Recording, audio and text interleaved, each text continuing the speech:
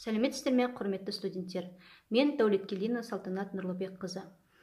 Теміржол құрылысы, жол мен жол шаруашылығы бөлімінде дәріс беріп келемін. Бүгінгі сабағымыз жаңа теміржол линияларын іздеу мен жобалау негіздері.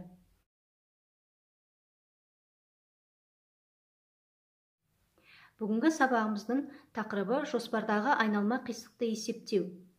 Сабағымыздың мақсаты айналма қисықты есептеп үйрену, айналма қисықтың басын, ортасын және соңын таба білу.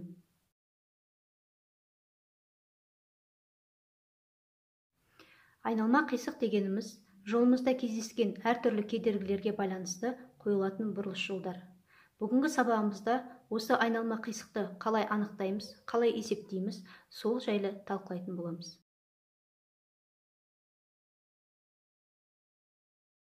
Алдыңғы өткен тақырыбымызда топографиялық картаға екі нұсқада жол салған болатынбыз.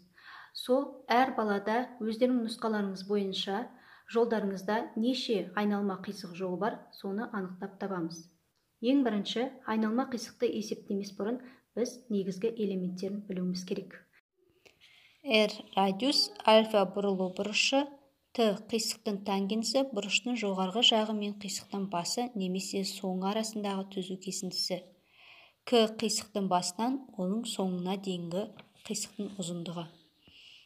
Д домер екі тангенс пен қисықтың ұзындығы арасындағы ара қашықтық.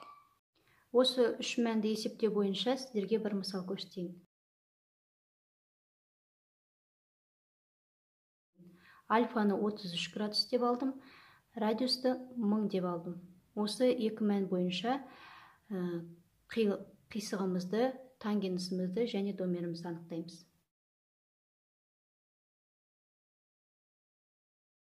Осы үш мәнді анықтап тапқаннан кейін біз бір айналма қисығымыздың басын, ортасын және соңын анықтаймыз. Ол үшін өтпелі қисықтың ұзындығын сіздер өздеріңіз жобалаған топографиялық картадағы жолдарыңыздың А нүктесінен ең бірінші айналма қисыққа шейінгі ұзындықты алып өлшейсіздер. Сол ұзындықты алып өтпелі қисықтың мәніне қоясыздар. Содан кейін ары қарай осы формула бойынша салып есептейміз. Сіздерге бір мысалын көрсетейін. Шығарылуына тоқталып өтейін. Өтпелі қисықтың ұзындығын өлшеп алып жаздық. 11 қосылған 7500.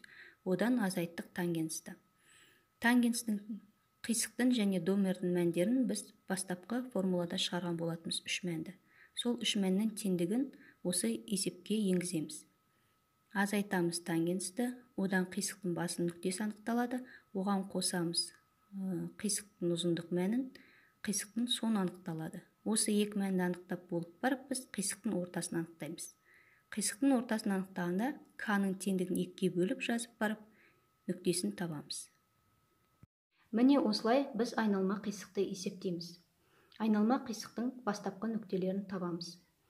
Егер сіздерде екі немесе одан да көп айналма қисық болса, дәл осылай есептейсіздер, бірақ әр айналма қисыққа жеке мән бойынша жеке есептеледі. Бүгінгі сабағымызды қорытындылау осы Google сұрақтарына жауап бересіздер. Мен ссылкасын осы видеоның астына жазып қоямын. Бүгінгі өткен тақырыбымыздың дәрісі және үйге берілген тапсырма білім KZ сайтында жүктеліп тұр. Сол жерден алып орындайсыздар. Назар қойып тыңдағандарыңызға рахмет.